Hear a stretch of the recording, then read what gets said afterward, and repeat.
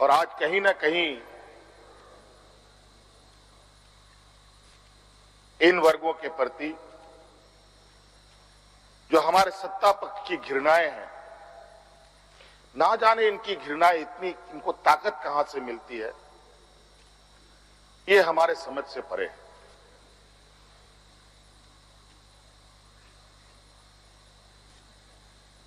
इतनी घृणा, इतना द्वेष का के प्रति है इनका आदिवासी दलितों के प्रति कि आपको इससे अंदाजा होगा कि इन्हीं के पाले हुए तंत्र ये कहते शर्माते नहीं कि जंगल में थे तो जंगल में ही इनको रहना चाहिए। हम जंगल से बाहर आ गए, इनके बराबर बढ़ गए तो इनकी कपड़े मैले होने लगते हैं। ये हमें अछूत दिखते हैं।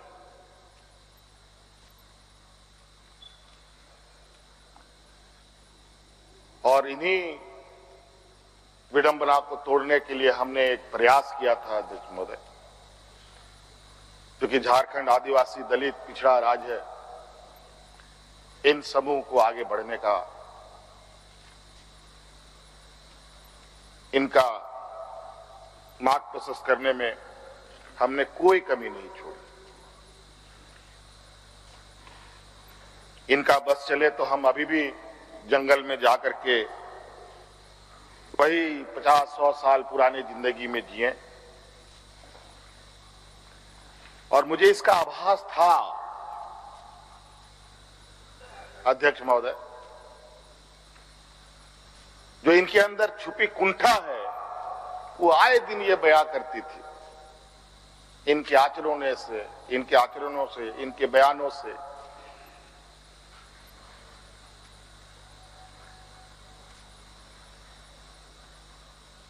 लेकिन हमने हार नहीं मानी है अध्यक्ष महोदय। इनको लगता है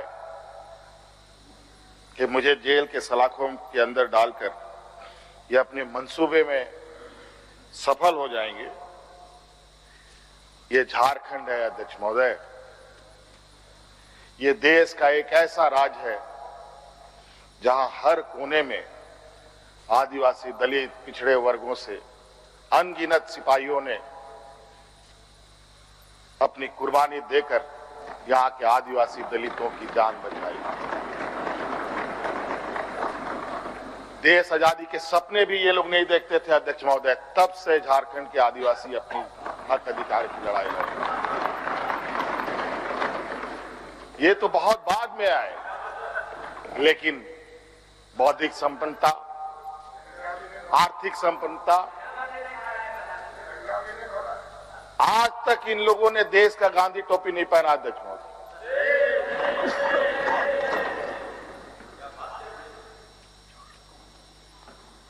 अध्यक्ष महोदय, ईडी, सीबीआई, इनकम टैक्स,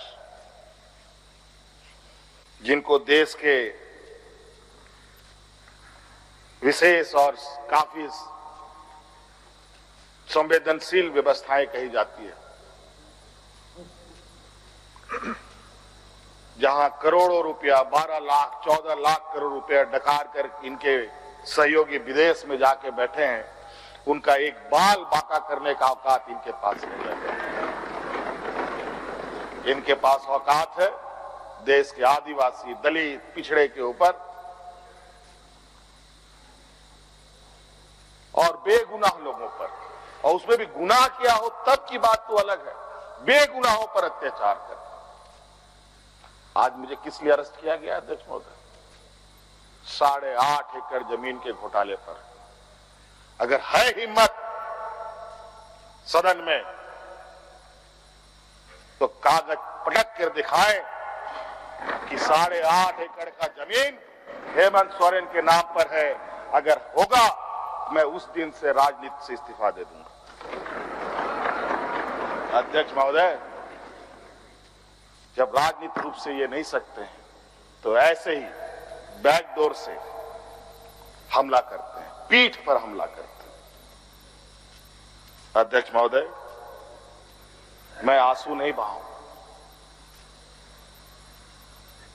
आंसू वक्त के लिए रखूंगा। आप लोगों के लिए आंसू का कोई मतलब नहीं। आदिवासी दलितों का, पिछड़ों का, आदिवासी के आंसुओं का कोई मोल नहीं। वक्त आने पर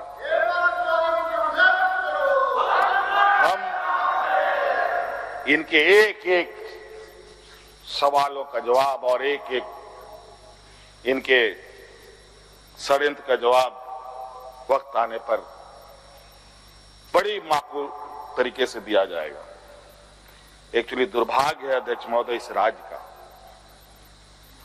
तथाकथित हमारे राज्य के ही कुछ लोग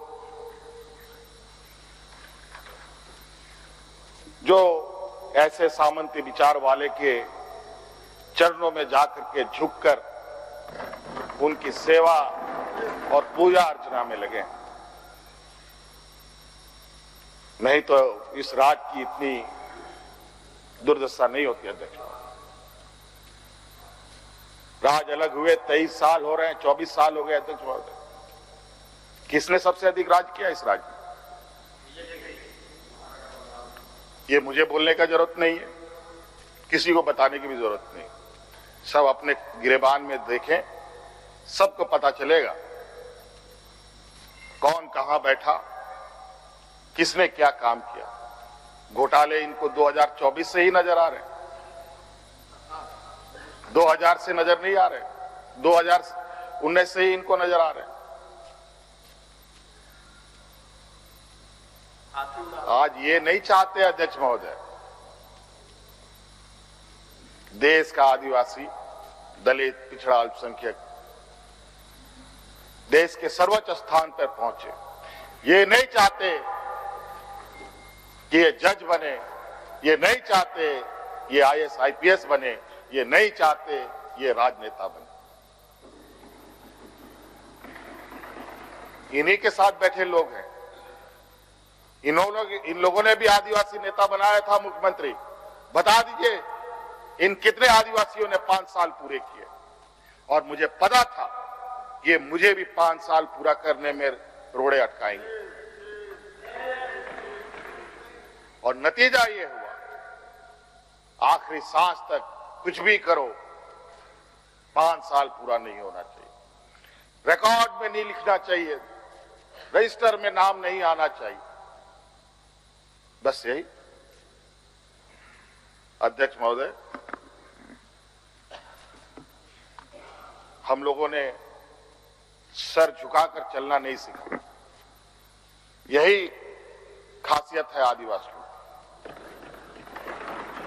लेकिन होता है कि सरसों में ही भूत है तो सारा भूत भागेगा का, माफ कीजिएगा, सरसों में ही भूत है तो भूत भागेगा का। यहां कुछ भूत ऐसे भी हैं जिसकी वजह से ये कठिनाइयों का सामना करना पड़ता है। बहुत प्रयास हुआ, जब जब हम लोगों ने अलग राज्य का परिकल्पना किया,